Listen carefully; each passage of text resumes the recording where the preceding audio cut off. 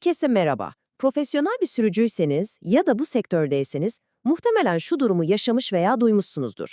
Elinizde polisin yazdığı bir radar cezası, diğer elinizde ise takograftan aldığınız ve "ama ben o hızda gitmiyordum ki" diyen bir kağıt çıktı. İşte bugün bu iki belgenin savaşını, yani iki farklı hukuki dünyanın çarpışmasını masaya yatırıyoruz. Bütün bu anlatacaklarımızı aslında tek bir metaforla özetleyebiliriz. İşte bu.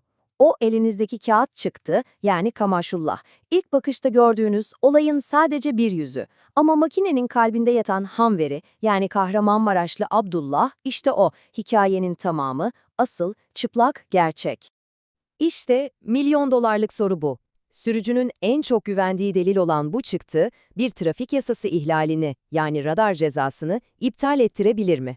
Bir yasanın denetim aracı, başka bir yasanın kestiği cezaya karşı kalkan olabilir mi? Hadi gelin bu teknik ve hukuki bilmecenin içine birlikte dalalım. İncelememize sürücünün elindeki o en somut kanıtla başlıyoruz. 24 saatlik kağıt rapor.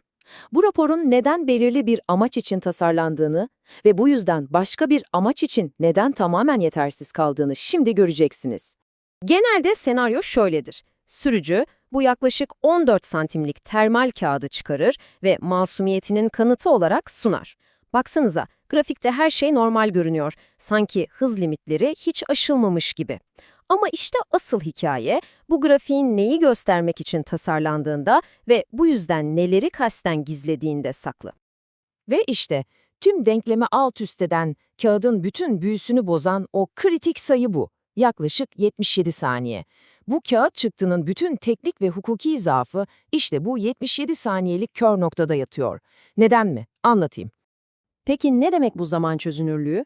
Şöyle düşünün, 24 saatlik, yani tam 86.400 saniyelik devasa bir veriyi alıp küçücük bir kağıda sıkıştırıyorsunuz. O kağıda basılan her bir nokta aslında yaklaşık 77 saniyelik bir zaman diliminin ortalamasını temsil ediyor. Yani bu grafik size anlık bir fotoğraf değil, uzun pozlama bir fotoğraf sunuyor. Uzun sürüş ve dinlenme sürelerini görmek için harika ama anlık olayları yakalamak için tamamen kör. İşte durum bu kadar net. Diyelim ki yokuş aşağı inerken sadece 20-30 saniyeliğine hız limitini aştınız. O kısacık olay 77 saniyelik ortalamanın içinde eriyip gider, buharlaşır. O kağıtta teknik olarak görülmesi imkansızdır. Çünkü o kağıt anlık hız detaylarını göstermek için değil, sosyal yasa denetimi için, yani genel sürüş dinlenme paternlerini göstermek için tasarlanmıştır. O zaman hikayenin bu bulanık özetini bir kenara bırakıp makinenin içinde saklanan o Kahramanmaraşlı Abdullah'a, yani ham dijital veriye bakalım. Asıl objektif gerçek neymiş görelim. Fark gece ile gündüz gibi. Kağıt çıktıya bakmak, bir kitabın sadece içindekiler sayfasına göz atmak gibidir. Size genel bir fikir verir, o kadar. Ama .dd uzantılı ham dijital veri, işte o, kitabın kendisidir. Her bir kelimesiyle, her bir cümlesiyle. Aracın o saniye ne yaptığını size anlatan tam kayıttır. Hukuki ve teknik analiz için muteber olan da işte bu veridir. Şimdi buraya kadar olan kısım işin tekniğiydi. Analizimizin en kritik, en can alıcı bölümüne, yani karşılaştırmalı hukuki rehberimize geliyoruz. Çünkü bu sorun sadece teknik bir veri meselesi değil, bu iki ayrı yasal sistemin, iki farklı oyunun sahasında yaşanan bir anlaşmazlık. Bu ayrımı anlamak her şeyi değiştirir. İşte bütün meselenin hukuki özeti bu. Bir yanda Avrupa Birliği mevzuatı ve AETR var. Bunlar sosyal yasalardır. Odak noktası sürücünün çalışma ve dinlenme süreleridir. Amaç yorgunluğa bağlı kazaları önlemektir ve bu yasanın denetim aracı takograftır.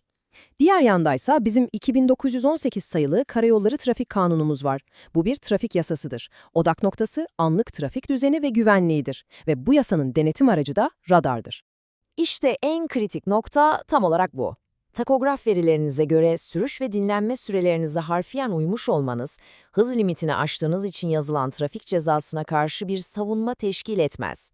Bu tıpkı park cezasına "ama ben o gün emlak vergimi ödemiştim" diyerek itiraz etmeye benziyor. Biri sosyal kurallara uyumu denetler, diğeri trafik kurallarına ve bu iki yasal dünya birbirinden tamamen bağımsızdır. Peki, bu iki farklı dünyanın delilleri mahkemede ya da yol kenarında karşı karşıya geldiğinde ne oluyor? Hangisinin sözü daha fazla geçiyor? Hukukta delillerin gücü nasıl belirlenir? Kanıtların hiyerarşisi tam olarak bu şekilde. Bakın, bir hız ihlali davasında, yani bir trafik hukuku meselesinde, kanunun bu iş için görevlendirdiği, kalibrasyonu yapılmış resmi ölçüm cihazı olan radarın raporu birincil delildir. Tartışmasız en tepededir. 77 saniyelik kör noktası olan özet bir kağıt grafiğin yasal gücü ise en alttadır. Neden? Çünkü o başka bir hukuki amaç için üretilmiş bir belgedir. Tamam, bütün bu teknik ve hukuki çerçeveyi anladık. Peki bir sürücü, bir kaza ya da ceza durumunda kendini korumak, doğru delili sunmak için ne yapmalı? Atabileceği en önemli, en akıllıca adım nedir? İşte bu, hayati derecede önemli bir bilgi. Takografın o en detaylı saniye saniye hız verilerini tutan kısmı kalıcı değildir. Buna kayan hafıza denir. Yani araç hareket etmeye devam ettikçe yeni veriler gelir ve o kritik olayın yaşandığı saniyelerin üzerine yazılır. Delillerini sonsuza dek kaybolabilir. Bu yüzden lehinize olabilecek en güçlü ve en objektif kanıtı korumak için yapmanız gerekenler aslında çok basit ve net. Bir ceza veya kaza anında eğer imkanınız varsa aracı kımıldatmadan hikayenin tamamını, yani o Kahramanmaraşlı Abdullah'ı barındıran DDD dosyasını hemen indirmek ya da indirtmek atabileceğiniz en zekice hukuki ve teknik hamledir. Unutmayın, takografınız size iki ayrı hikaye anlatır. Biri sosyal yasanın hikayesi, diğeri trafiğin. Asıl mesele, özetlere ve üst görünenlere kanmak yerine doğru davada doğru hikayeyi anlatacak veriye nasıl ulaşacağınızı ve o veriyi nasıl yorumlayacağınızı bilmektir.